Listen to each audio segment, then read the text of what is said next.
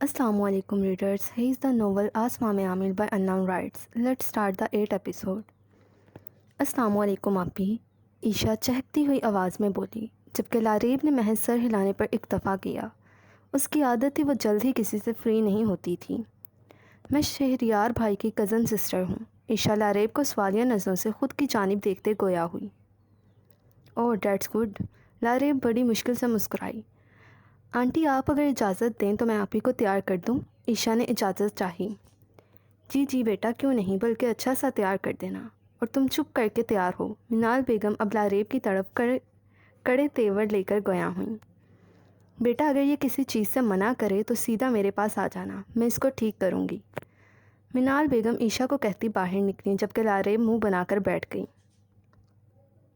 लारेब आपी, आप तो ऐसे ही बहुत प्यारी लग रही हैं। ईशा खलूस से गोया हुई। थैंक यू लिटिल क्यूटी, कम तो आप भी नहीं लग रही। लारेब मुस्कुराती ईशा के गाल छूती गोया हुई।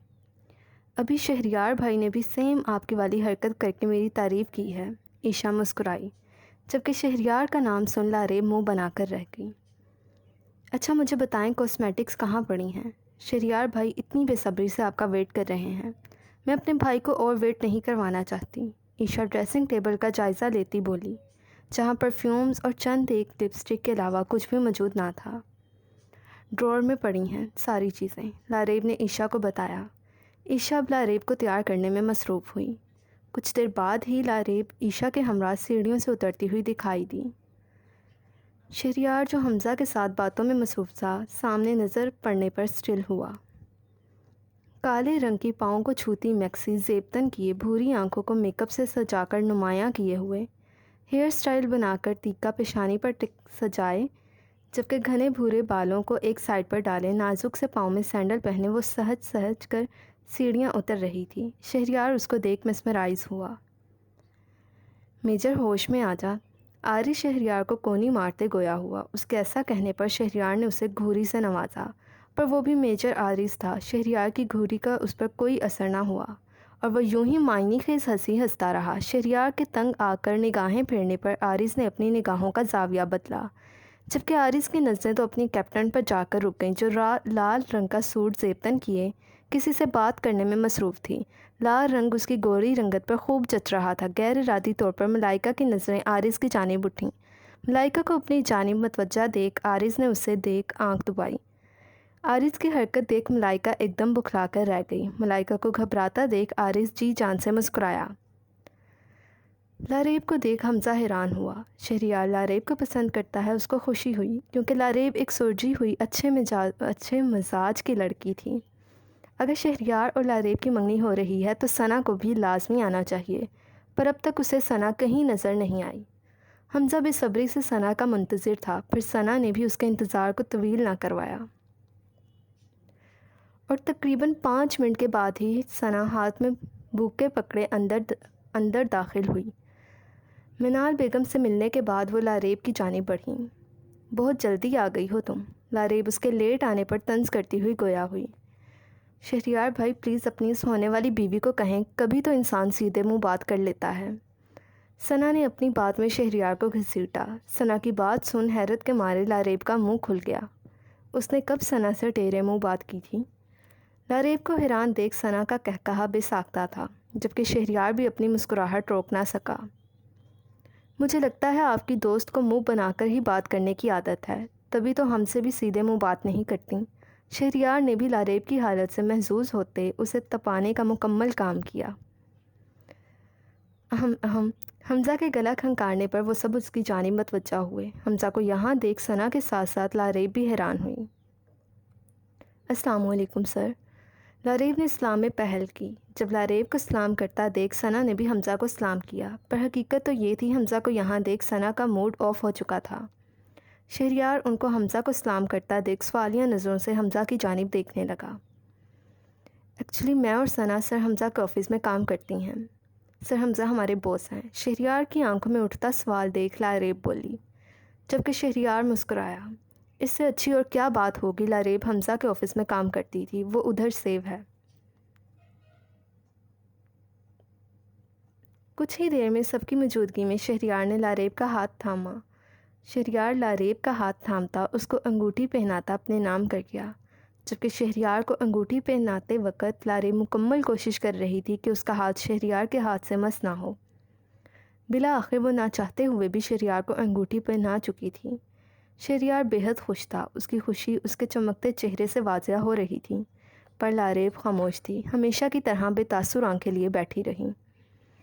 لاریب منال بیگم سے اجازت لیتی کچھ دیر بعد ہی اپنے کمرے کی جانب بڑھ گئی۔ شہریار کو اس سے کچھ باتیں کرنی تھیں، پر یہ لڑکی سیدھے منہ بات بھی نہیں کرتی تھی۔ شہریار نے کڑ کر سوچا۔ اوئے بھنڈی بات سنو، شہریار نے سیلفیز بناتی عیشا کو آواز دی۔ جائیں، میں نہیں سن رہی آپ کی بات، آپ نے بھی حمزہ بھائی کی طرح مجھے بھنڈی کہا ہے، عیشا منہ کے زاویے بگاڑتی بولی۔ اچھا میری پرنسس بھائی کی ایک مدد تو کرو، شہریار اس کو پچکارتے بولا۔ مجھے لاریب سے ملنا ہے اور اس میں تم میری مدد کرو گی، شہریار نے گویا حکم دیا۔ کیا؟ ابھی تھوڑی دیر پہلے ہی تو آپ بھی گئی ہیں اور آپ کو پھر ملنا ہے، عیشا تقریباً چیخی۔ اور چپ کرو، مرواؤ گی کیا؟ شہریار اس کے لبوں پر اپنا بھاری ہاتھ رکھتا گویا ہوا۔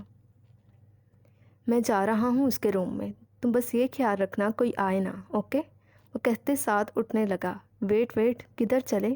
پہلے مجھے یہ تو بتائیں مجھے بدلے میں کیا ملے گا؟ عیشا شرارت سے مسکرائی۔ ہو بھنڈی، کیسی بہن ہو تم، میرا اتنا سا کام نہیں کر سکتی؟ عیشا کی بات سن شہریار کا صدمے سے منہ کھلا۔ میں نے ایسا کب کہا؟ میں تیار ہوں، پر آج کل کے زمانے میں کوئی کام فری میں نہیں ہوتا، زیادہ کچھ نہیں، بس 50,000 دے دیں۔ عیشا مسکراتی گویا ہوئی۔ بریک پر پاؤں رکھ بھنڈی، تمہارے بھائی کی طرح میرے بزنس نہیں چل رہے، میں تو سرکاری ملازم ہوں، شہریار آہستہ آواز میں بولا۔ لگتا ہے آپ کو آپی سے نہیں ملنا، چلے ٹھیک ہے میں چلتی ہوں، عیشا کہتے ساتھ ہی پلٹی۔ اچھا لے لینا اب چلو، شہریار چڑھ کر کہتا اس کا ہاتھ پکڑتا ہوا بولا، جبکہ 50,000 کا سن عیشا کی باتیں کھل گئیں۔ مس ثنا جو آئس کریم کھانے میں مصروف تھی، حمزہ کے مخاطب کرنے پر اس کی جانب متوجہ ہوئی۔ کیسی ہیں آپ؟ حمزہ نے سوال پوچھا۔ ثنا نے اپنی کالی آنکھیں چھوٹی کیے اس کو گھورا۔ میں بہت پیاری، ثنا بے نیازی سے کہتی ایک بار پھر اپنی آئس کریم کی جانب متوجہ ہوئی۔ اس میں تو کوئی شک نہیں، حمزہ بڑبڑایا۔ کیا کہا آپ نے؟ حمزہ کی بڑبڑاہٹ سن ثنا خطرناک تیور لیے اس ہٹلر کی جانب مڑی۔ میں کہہ رہا تھا کل کے بیہیویئر کے لیے اگر آپ مجھے معاف کر دیں تو اچھا ہوتا۔ حمزہ کی بات سن ثنا نے اس وجاہت سے بھرپور مرد کی جانب دیکھا۔ اٹس اوکے سر، آپ کیوں ایکسکیوز کر رہے ہیں؟ میں آپ کی امپلائی ہوں، آپ جیسا چاہیں ویسا رویہ اختیار کر سکتے ہیں، جہاں چاہے جب چاہے بے عزتی کر سکتے ہیں، کیونکہ آفس واقعی کوئی پکنک پوائنٹ نہیں ہے۔ وہ حمزہ کے الفاظ اسے ہی لوٹا رہی تھیں۔ نیور مائنڈ سر، آپ جتنی چاہے اتنی بے عزتی کر سکتے ہیں، کیونکہ آپ ہمیں آفس میں گھومنے پھرنے کی سیلری دینے سے تو رہے، اور ویسے بھی اپنے کیے گئے کام کے بدلے سیلری کو حاصل کرنے کے لیے اگر مجھ جیسے غریب لوگ آپ جیسے امیر لوگوں کے ہاتھوں ذلیل بھی ہو جائیں تو کوئی بات نہیں۔ آخری الفاظ کہتے ہوئے ثنا کی آنکھوں میں آنسو چمکنے لگے، جبکہ آواز بھی رند گئی۔ وہ آئس کریم کو ٹیبل پر رکھتی اپنے آنسو صاف کرتی جا چکی تھیں۔ ثنا کی باتیں سن حمزہ کو ایک بار پھر احساس ہوا وہ غصے میں کچھ زیادہ ہی بول گیا تھا۔ ثنا کی بھیگی آنکھیں اسے تکلیف دے رہی تھیں، وہ ایسا نہیں کرنا چاہتا تھا، پر زبیر کی باتوں کا سارا غصہ وہ ثنا پر اتار گیا۔ زبیر خان کی ثنا پر ٹکی پرشوق نگاہیں حمزہ کے غصے کا سبب بنی تھیں۔ وہ ایک گہرا سانس بھر کر رہ گیا۔ لاریب اس وقت دوپٹے کو اتارے آئینے کے سامنے کھڑی فروک کی زپ کھولنے کی تگودود میں تھی، جس نے آج نہ کھلنے کی قسم کھائی ہوئی تھی۔ ایک تو ایسا ڈریس پہن کر اس کو ویسے ہی اتنی الجھن ہو رہی تھی، وہ جتنی جلدی ڈریس اتار کر میک اپ دھونا چاہتی تھی، یہ زپ اتنا ہی اسے لیٹ کرنے پر تلی ہوئی تھی۔ اس لیے مجھے ایسے ڈریسز نہیں پسند، اب اس نے کھلنا ہی نہیں ہے، وہ غصے سے چیختی ہوئی ایک بار پھر کمر پر ہاتھ لے جاتی زپ کو کھولنے لگی۔ کیا مصیبت ہے؟ لاریب نے غصے سے دھاڑتے زپ کو پوری قوت کے ساتھ کھینچا، جب زپ ٹوٹ کر اس کے ہاتھ میں آئی اور ڈریس انزپ ہوتا چلا گیا۔ عین اسی وقت شہریار دروازہ کھولے اندر داخل ہوا۔ شہریار کی آمد پر لاریب ایک دم سائڈ پر ہوتی دیوار کے ساتھ اپنی پشت لگاتی کھڑی ہو گئی۔ یہ تو لاکھ شکر تھا شہریار پیچھے مڑ کر ڈور لاک کرنے میں مصروف ہوا تھا، جس کی وجہ سے وہ لاریب کی حرکت کو دیکھ نہیں پایا۔ لاریب کو دیوار کے ساتھ کھڑے دیکھ شہریار ایک ایک قدم اٹھاتا اس کے قریب بڑھنے لگا۔ لاریب نے ایک نظر قدم با قدم قریب آتے شہریار کی جانب دیکھا اور پھر دوسری نظر شہریار کے پیچھے بیڈ پر پڑے اپنے دوپٹے کی طرف گھمائی۔ وہ سخت جھنجھلاہٹ میں مبتلا ہوئی۔ اگر وہ ہلتی تو فراک کندھوں سے سرک جانی تھی، جبکہ ویسے وہ شہریار کے سامنے دوپٹے سے بے نیاز کھڑی تھی۔ گھنے بھورے بال اب بھی ایک کندھے پر موجود تھے، بھوری آنکھیں اب بھی میک اپ سے لبریز تھیں، اس کی گوری رنگت کالے رنگ میں دمک رہی تھی۔ شہریار اس کو دیکھ ایک بار پھر محبوط ہوا۔ اس میں کوئی شک نہیں تھا، کالا رنگ بنا ہی اس نازک سی لڑکی کے لیے ہے۔ شہریار کے دل نے اعتراف کیا۔ Some black roses for my black rose. Shehryar Laraib کے سامنے کالے رنگ کے گلابوں کا گلدستہ کرتے ہوئے بولا۔ لاریب جو شہریار کی آمد پر جھنجھلائی ہوئی تھی، بلیک روز دیکھ اس کی ساری جھنجھلاہٹ جھاگ بن کر بہہ گئی۔ وہ کالے رنگ کی دیوانی بلیک روز دیکھ آخر خوش کیوں نہ ہوتی۔ لاریب نے ہاتھ بڑھا کر اس کے ہاتھ سے پھول پکڑے۔ لوگ عشق میں لال گلاب دیتے ہیں، پر میجر شہریار اپنے عشق کے چہرے پر خوشی کے رنگ دیکھنے کے لیے کالے گلاب لے کر آیا تھا۔ تھینک یو سو مچ۔ لاریب نے شاید آج پہلی مرتبہ شہریار سے مسکرا کر بات کی تھی۔ لاریب کو مسکراتے دیکھ شہریار بھی مسکرایا۔ بائی دا وے، آپ اس وقت یہاں کیا کر رہے ہیں؟ لاریب ایک بار پھر اپنی ٹون میں واپس آئی۔ ایک پل کو چہرے پر بکھرنے والی مسکراہٹ غائب ہوئی۔ اپنے بلیک روز سے ملنے آیا ہوں۔ نیچے تو آپ نے ہمیں تعریف کرنے کا موقع ہی نہیں دیا تھا۔ شہریار مسکراتا گویا ہوا۔ مائی لیڈی، یو آر لکنگ سو گارجیس۔ شہریار لاریب کے چہرے پر جھولتی لٹ کو پیچھے کرتا گویا ہوا۔ شہریار کی انگلیوں کا لمس محسوس کرتے لاریب کا دل آج عجیب طرح سے دھڑکا۔ اس سے پہلے شہریار کو چھوڑ کہتا، لاریب اپنی عجیب ہوتی فیلنگ کے چلتے دونوں ہاتھ شہریار کے سینے پر رکھتی، اس کو خود سے دور کرتی دیوار سے ٹیک چھوڑے آگے بڑھی۔ پر فروک کو کندھوں سے سرکتا محسوس کرتی وہ ایک بار پھر دیوار کے ساتھ لگ کر کھڑی ہو گئی۔ لاریب کی حرکت شہریار کی عقاب سی آنکھوں سے بچ نہیں پائی۔ کچھ معاملہ شہریار کی سمجھ میں آنے لگا تھا۔ شہریار نے ایک بھرپور نظر لاریب کے سراپے پر ڈالی۔ شہریار کو اپنی جانب اوپر سے نیچے تک تکتا دیکھ لاریب بلا وجہ ہی شرمندہ ہوئی۔ سارا معاملہ سمجھ آنے پر شہریار مسکراتا بیڈ کی جانب بڑھا اور دوپٹہ اپنے مضبوط ہاتھوں میں لیے لاریب کی جانب بڑھنے لگا۔ اپنا دوپٹہ شہریار کے ہاتھ میں دیکھ لاریب جی بھر کر شرمندہ ہوئی۔ شہریار لاریب کے بے حد قریب آ چکا تھا۔ شہریار کے اتنے قریب آنے پر لاریب کو اپنا سانس بند ہوتا محسوس ہوا۔ شہریار کے کوٹ سے اٹھتی مردانہ کلون کی خوشبو اور شہریار کی نظریں اسے گھبرانے پر مجبور کر گئیں۔ شہریار کے مضبوط ہاتھ کو اپنی کمر کے گرد لپٹتے دیکھ لاریب کے رہے سہے اوسان بھی خطا ہوئے۔ شہریار اس کی کمر میں ہاتھ ڈال اسے اپنی جانب کھینچ چکا تھا۔ لاریب کسی نازک ڈال کی طرح اس کے سینے سے جا کر ٹکرائی۔ ایک سیکنڈ کی دیر کیے بنا وہ اپنے نازک ہاتھ شہریار کے مضبوط سینے پر رکھتی تھوڑا دور ہوئی، جبکہ شہریار اس کی کوشش ناکام کرتے اس کا دوپٹہ اس کے گرد لپیٹتا اس کے فراک کو ایک ہاتھ سے پکڑ کر سرکنے سے روک گیا۔ شہریار کی حرکت پر لاریب چہرے سمیت کانوں کی لو تک سرخ پڑی۔ نہ جانے یہ شرمندگی کی وجہ سے ہوا تھا یا پھر شہریار کی قربت اس کے چہرے اور گردن کے دہکنے کا سبب بنی۔ شہریار اپنی کالی آنکھیں اس کے چہرے پر گاڑے کھڑا تھا، جبکہ وہ نظریں جھکائے سرخ چہرہ لیے کھڑی تھیں۔ جانتی ہیں آپ آج کس قدر حسین لگ رہی ہیں؟ شہریار نے لاریب سے سوال کیا۔ شہریار کے بولنے پر لاریب نے اپنی بھوری آنکھیں اٹھا کر شہریار کی کالی گہری آنکھوں میں دیکھا۔ بھوری آنکھیں کالی جذبات سے سرخ ہوتی آنکھوں سے ٹکرائیں۔ وہ دونوں براہ راست ایک دوسرے کی آنکھوں میں جھانک رہے تھے۔ کسی گہری اندھیری رات میں چمکتے چودھویں کے چاند کی مانند حسین۔ شہریار اس کے کالے سوٹ اور اس کے رنگ و روپ کو دیکھتے بولا، اور میں اس چاند کے قریب ترین جگمگاتا ستارہ، جو عنقریب ہی چاند اور ستارے کے درمیان یہ فاصلے ختم کرتا آپ کو اپنی زندگی میں شامل کر کے ایک خوش قسمت انسان بننے والا ہے۔ شہریار محبت سے چور لہجے میں گویا ہوا۔ جانتی ہیں یہ چاند اس قدر حسین لگ رہا ہے کہ مجھ جیسا مضبوط اعصاب کا مالک بھی بن پیے ہی بہکنے لگا ہے۔ شہریار لاریب کے گال پر اپنا ہاتھ رکھتا بولا، ایسی منفرد تعریف آج تک کسی نے نہ کی ہوگی، جیسی تعریف میجر شہریار اپنی ہونے والی شریک حیات کی کر چکا تھا۔ لاریب کو اپنا آپ شہریار کی محبت کے آگے بے بس ہوتا محسوس ہوا۔ لاریب شہریار کی کالی آنکھوں میں دیکھ رہی تھی، جہاں اسے اپنے لیے عزت کے ساتھ محبت ہی محبت دکھائی دے رہی تھی۔ لاریب نے ایک دم اپنی نگاہیں چرائیں۔ یہ کیا کر رہی ہے وہ کیوں اس میجر کے سحر میں جکڑی جا رہی ہے؟ اس کی زندگی تو ایک الگ مقصد کے لیے ہے۔ میجر شہریار آسمان ہے اور وہ تو زمین ہے۔ کیا کبھی آسمان اور زمین بھی ایک ہوئے ہیں؟ نہیں، کبھی نہیں، لاریب کے دماغ نے اسے کہا۔ دل تو آج بغاوت کر گیا تھا۔ وہ ہوش میں ہوتی ہوئی سب کچھ جانتے ہوئے بھی میجر شہریار پر اپنا دل ہار چکی تھی۔ بس ایک قیامت خیز لمحہ لاریب کے دل میں میجر شہریار کے لیے اعلیٰ مقام پیدا کر چکا تھا۔ چاہوں تو بھی نہ مٹا پاؤں گا تیرا نام دل سے، مٹائے وہ لفظ جاتے ہیں جو غلطی سے لکھے گئے ہوں۔ شہریار نے ابھی کچھ بولنے کے لیے لب واہ ہی کیے تھے جب فون کی چنگھاڑتی ہوئی بیل نے ان دونوں کو شہر سے باہر نکالا۔ شہریار تھوڑا پیچھے ہوتا کار ریسیو کر گیا، پر نظریں اب بھی لاریب کے چہرے کی جانب تھیں۔ ایک ہاتھ اب بھی لاریب کی فراک پکڑے ہوئے تھا۔ دیکھتے ہی دیکھتے شہریار کی آنکھیں سنجیدہ ہونے لگیں۔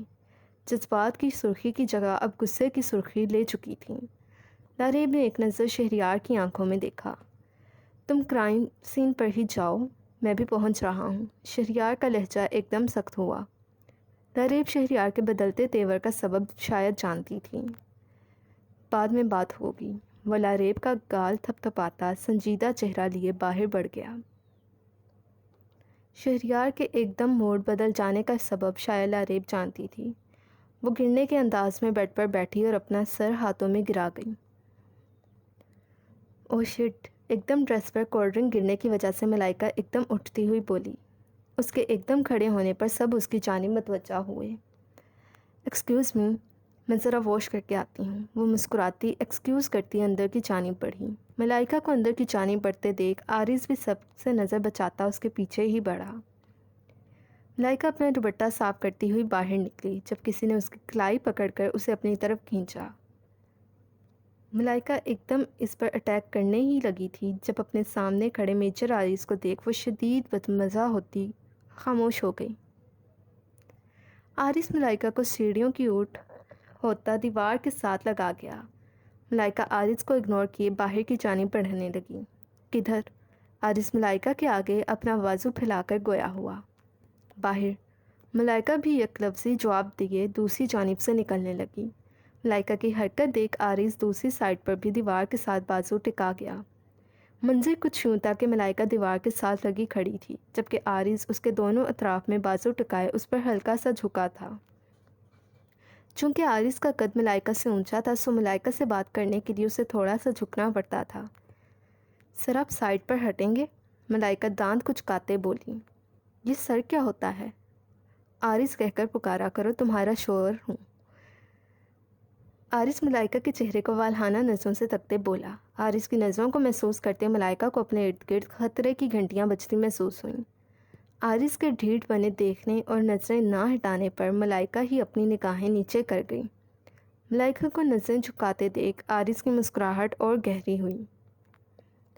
جانے عارض، یو لکنگ سو بیوٹیفل۔ عارض اس کے کان میں سرگوشی کرتا نرمی سے اس کے گال پر لب رکھ گیا۔ عارض کی حرکت پر ملائکہ آنکھیں میچتی اپنے دوپٹے کو اپنی مٹھیوں میں جکڑ گئی۔ عارض ملائکہ کے بازو سے اپنا ہاتھ سرکاتا ملائکہ کے دوپٹے کو اس کی مضبوط گرفت سے ذات کر کے اپنے دل کے مقام پر رکھ گیا۔ جانے عارض، ان دھڑکنوں کو سنو۔ عارض ملائکہ کا نازک ہاتھ اپنے سینے پر رکھ اپنا بھاری ہاتھ اس کے ہاتھ کے اوپر رکھے بولا۔ کیا تمہیں ہر دھڑکن میں اپنا نام سنائی نہیں دے رہا؟ عارض محبت سے چور لہجے میں بولا۔ عارض کی بات سن ملائکہ آنکھیں کھولے عارض کی جانب دیکھنے لگی۔ اس کی نظریں بھٹکتی ہوئی عارض کے چہرے کا طواف کرنے لگیں۔ آج ملائکہ نے پہلی بار عارض کو اس نظر سے دیکھا تھا۔ وہ بلا شبہ ایک وجیح مرد تھا۔ اسے یاد تھا ڈیورنگ ٹریننگ عارض شوٹنگ کی ٹریننگ کے لیے کچھ عرصہ کے لیے ان کے بیچ کا ٹرینر رہا تھا۔ اس سارے عرصے میں ہر لڑکی کی زبان پر میجر عارض کا نام ہوتا تھا۔ وہ میجر عارض کے نام کی مالا جپتے نہیں تھکتی تھیں اور اسی ٹریننگ کے دوران ہی میجر عارض ملائکہ کو اپنا دل دے بیٹھا تھا۔ کیا ہوا؟ آج اپنے شوہر پر بہت پیار آ رہا ہے۔ کیا بہت ہینڈسم لگ رہا ہوں جو ایسے دیکھ رہی ہو؟ عارض ملائکہ کو یکٹک اپنی جانب دیکھتے اس کے گال کو سہلاتے گویا ہوا۔ عارض کی بات سن ملائکہ گھبرا کر نظریں جھکا گئیں۔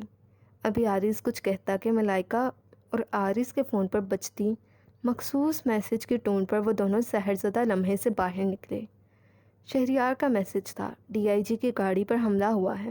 وہ دونوں ہی شہریار کا میسج پڑھ کر الرٹ ہوئے۔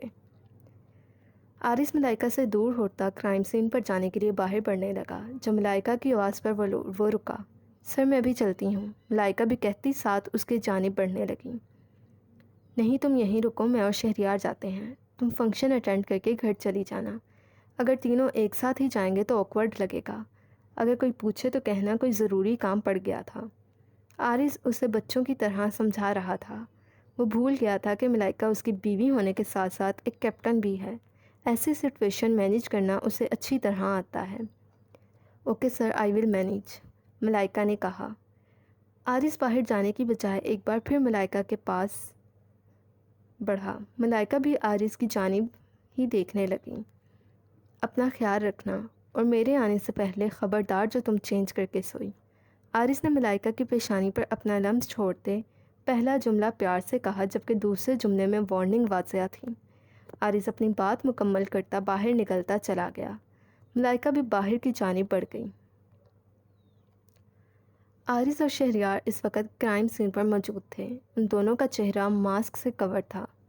ڈی آئی جی کے قتل کے کیس کو اب پولیس نے نہیں آرمی نے ہینڈل کرنا تھا۔ سائلنٹ اسٹارم گینگ اپنی زبان کی پکی تھی۔ اگر انہوں نے ڈی آئی جی کے قتل کا کہا تھا تو بس ڈی آئی جی کو ہی قتل کیا گیا تھا، باقی کسی کو بھی ایک خراش تک نہیں آئی تھی۔